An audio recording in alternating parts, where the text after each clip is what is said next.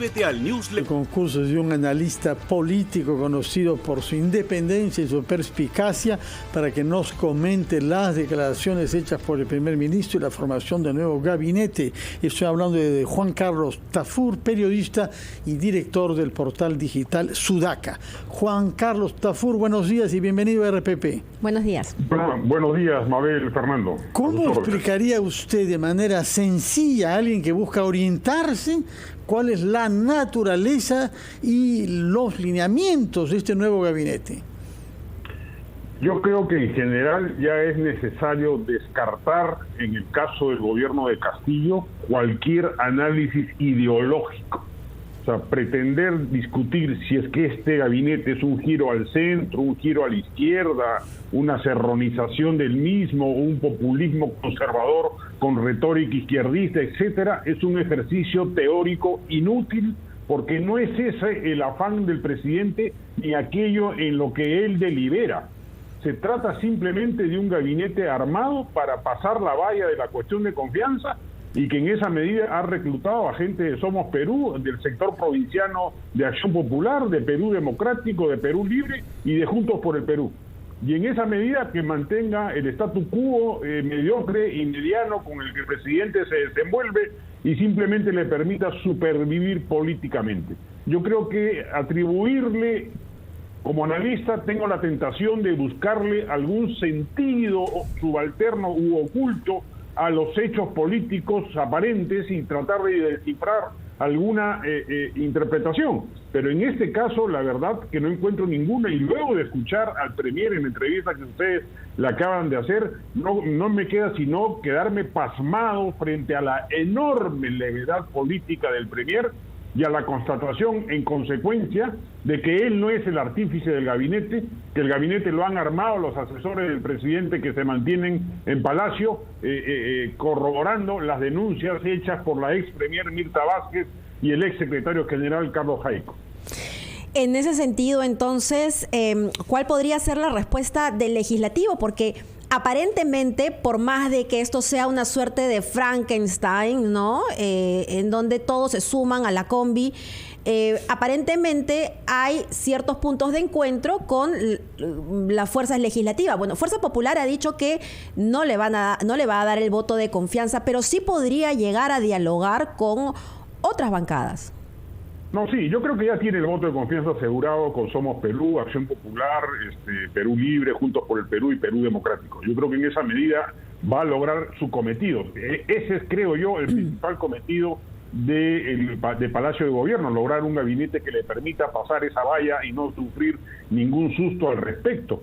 Pero respecto de la grandísima crisis de gobernabilidad por la que estamos transitando, yo no le avisoro ningún porvenir auspicioso al gabinete Valer. Por el contrario, creo que más temprano que tarde vamos a encontrarnos nuevamente en medio de una crisis política con ministros absolutamente cuestionados, la ministra de la Mujer ultraconservadora, el ministro de la Producción, cuota de Acción Popular, el ministro del Interior, severamente denunciado, el ministro de Transporte se mantiene increíblemente en el cargo, el ministro del Ambiente no sabe ni dónde está parado, etcétera, etcétera. Entonces estamos ante la misma medianía y mediocridad que hemos visto en los primeros 6 meses de gobierno y que han generado la crisis política por la que el Perú transita. De ello no vamos a salir con el gabinete Valer. Juan Carlos Tafur, usted habla de un objetivo que es la supervivencia política, pero hay una supervivencia judicial también que corre bajo, digamos, la mesa, puesto que recordemos que la caída de Mirta Vázquez y la salida de Avelino Guillén y de Carlos Jaico, todas coinciden en un punto nuclear. Aquí hay manejos de gabinetes paralelos y de manos negras que están tratando de proteger al presidente u otras personas de casos de corrupción.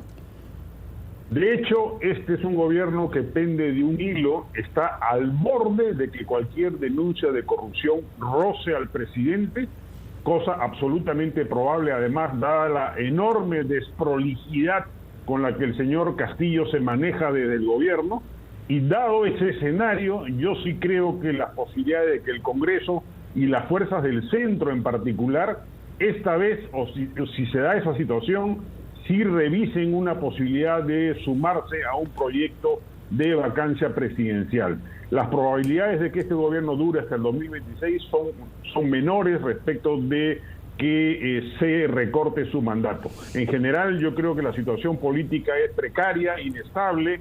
Hay nombramientos buenos que hay que saludar, como el de la Cancillería con el doctor César Landa, o el del ministro de Economía, que claramente es superior a Pedro Frank, el señor Graham, en términos profesionales, pero no son golondrinas que hagan un verano político auspicioso.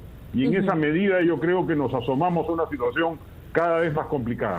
A esto se suman los resultados de las encuestas, ¿no? Hoy Datum publica en Perú 21 que la desaprobación del presidente llega al 64%, pero lo preocupante para el presidente debe ser lo que está sucediendo en regiones, porque en todos, en el norte, en el centro, en el sur, que lo ha apoyado desde un inicio, pues esta desaprobación supera el 50%. Sí, no, yo creo que la situación política de aprobación al presidente va a ir en caída libre. Eso va a contribuir a constituir en algún momento, valga la redundancia, un momento destituyente en el cual las fuerzas políticas entiendan que la situación no da para más.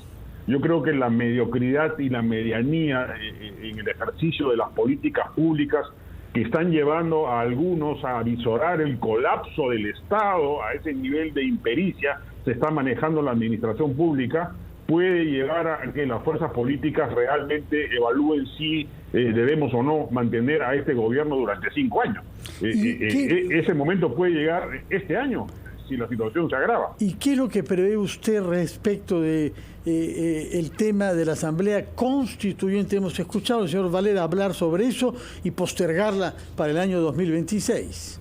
Sí, no, yo creo que eso no va a ocurrir. Yo creo que este es un gobierno que va a mantener una retórica izquierdista a lo largo de toda su gestión, pero en términos reales va a ser mucho ruido y pocas nueces. No hay posibilidad alguna de que se convoque una asamblea constituyente. La reciente ley del Congreso blinda esa posibilidad. El Tribunal Constitucional no va a ir en contra del Congreso porque la mayoría de sus integrantes coincide en que no es posible un camino directo hacia un referéndum constitucional, sino que tiene que pasar por el Congreso, y ahí la mayoría de las fuerzas están en contra de una asamblea constituyente. Entonces yo creo que en general, para quienes temen ese escenario apocalíptico de una asamblea constituyente, deberían descartarlo. Yo creo que no es viable, no es posible, no es factible en términos políticos. Va a ser parte de la retórica del gobierno y no pasará de ello. Pero lo que sí debería preocuparnos es la inmensa mediocridad en las políticas públicas, que nos va a costar mucho. Ya la sola falta de liderazgo del presidente nos cuesta, según cálculos de economistas reputados, $2.000 millones cada año. Bueno, muchas gracias por su análisis, muchas gracias por sus comentarios, muchas gracias por alertarnos sobre puntos claves, culminando con este último, que es el aspecto económico de las deficiencias. Gracias, Mabel y Fernando. Gracias a ti, Juan Carlos Tafur, por contribuir a darnos luz sobre lo que nos espera en política.